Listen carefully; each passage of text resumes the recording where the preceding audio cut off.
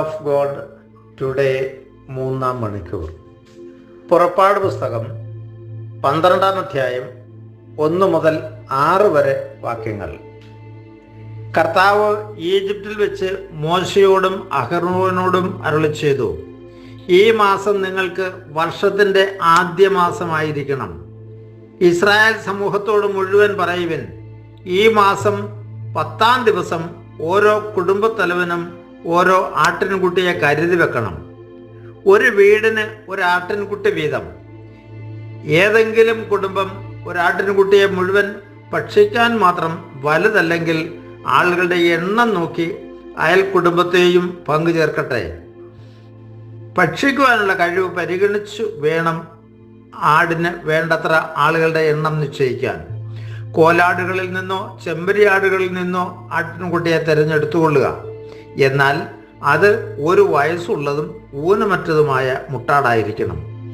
ഈ മാസം 14-ാം ദിവസം വരെ അതിനെ സൂക്ഷിക്കണം.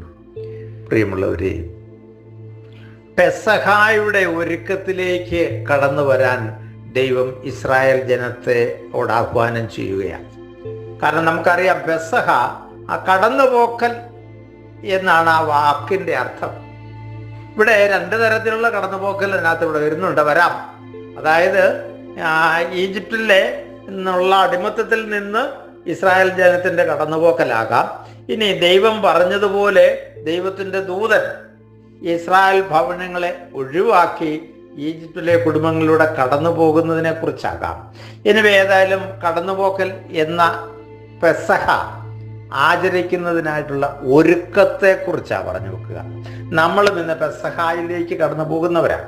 അത് അനുഷ്ഠിക്കുന്നവരും ആചരിക്കുന്നവരും അത് സ്വന്തമാക്കി സ്വീകരിക്കുന്നവരുമാണ് ഇവിടെ. എന്നാൽ ഈ ഒരുക്കം നമുക്കുണ്ടോ? ഈശോ ഇന്ന്, അല്ലെങ്കിൽ യഹോവ ഇന്ന് ഇസ്രായേൽ ജനത്തോട് പറഞ്ഞിരിക്കുന്ന ഒരുക്കം, അവിടെ തന്നെ വർഷത്തിന്റെ ആദ്യ മാസം അവിടെ ആരംഭിക്കുക.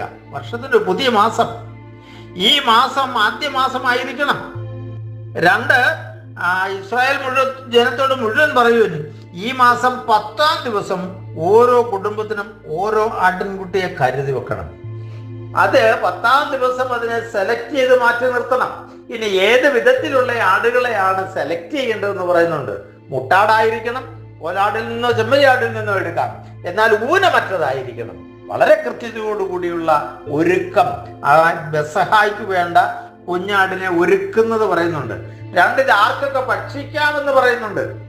ഇസ്രായേൽ മക്കൾക്ക് മാത്രമായിട്ട് വേർതിരിക്കപ്പെട്ടിരിക്കുന്നു. അതെ, അവർക്ക് വേണ്ടിയിട്ട് മാത്രം. അവരിൽ നിന്ന് ആരെങ്കിലുമൊക്കെ എണ്ണത്തിന്റെ അനുസരിച്ച് അയൽ കുടുംബങ്ങളെ കൂട്ടാം. എന്നാൽ പിറ്റത്തേക്ക് അത് മാറ്റിവെക്കാൻ പാടില്ല, അവശേഷിപ്പിക്കാൻ പാടില്ല.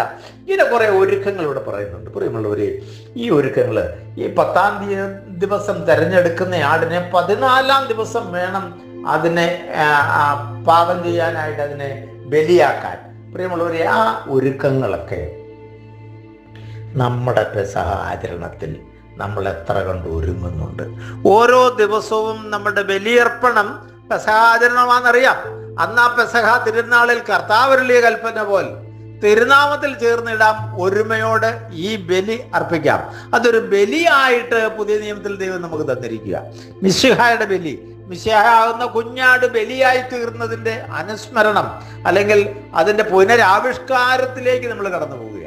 അതിനൊക്കെയുള്ള ഒരുക്കങ്ങൾ നമ്മൾ ലാഘവത്തോടെ ഇന്ന് എല്ലാ ദിവസവും ഈ പുനരാവിഷ്കാരത്തിൽ പങ്കുചേരുമ്പം നമ്മൾ അതിനുള്ള ഒരുക്കം എന്തുമാത്രം നടത്തുന്നു എന്നതൊന്ന് ചിന്തിക്കാൻ ഈ അവസരം വിനിയോഗിക്കണമേ എന്നപേക്ഷിക്കുകയാണ്. എൻ്റെയൊക്കെ ചെറുപ്പത്തിൽ തലേ ദിവസം വൈകിട്ട് അത്താഴം കഴിഞ്ഞാൽ, അത്താഴം നേരത്തെ കഴിക്കണമെന്ന് അച്ചാച്ചനൊക്കെ നിർബന്ധമാണ്. ശനിയാഴ്ചത്തെ അത്താഴം നേരത്തെ കഴിക്കണം. എന്നിട്ട് അതുമുതലേ പിന്നെ കിടക്കുന്നിടം വരെ ഉമ്മുനീര് പോലും തുപ്പിക്കളയും. നേരം വെളുത്ത് എഴുന്നേറ്റ് ചായയോ വെള്ളമോ ഒന്നും കുടിക്കില്ല. പള്ളിയിൽ പോകുന്ന വഴിക്കും ഉമനീര് വന്നാൽ അത് തുപ്പിക്കളഞ്ഞിട്ടല്ലാതെ അങ്ങനെ വളരെ ശുദ്ധിയോടുകൂടി ഒരുക്കത്തോടുകൂടി ആ ബലിയർപ്പണത്തിൽ പൊക്കൊണ്ടിരുന്നത്. ഇന്ന് നമ്മൾ ആധുനിക യുഗത്തിലേക്ക് നമ്മൾ വന്നു, നമ്മൾ മോഡേണായി, ഒത്തിരിയേറെ തിരക്കുകളായി. ഇന്ന് ആ ബലിയർപ്പണത്തിലുള്ള നമ്മുടെ ഭാഗവാഹിത്വമൊക്കെ ഒന്ന് വിലയിരുത്താൻ ദൈവം നമ്മളോട് ആഹ്വാനം ചെയ്യുന്നുണ്ട്. പിതാവിൻ്റെയും പുത്രൻ്റെയും പരിശുദ്ധാത്മാവിൻ്റെയും നാമത്തിൽ ആമേൻ.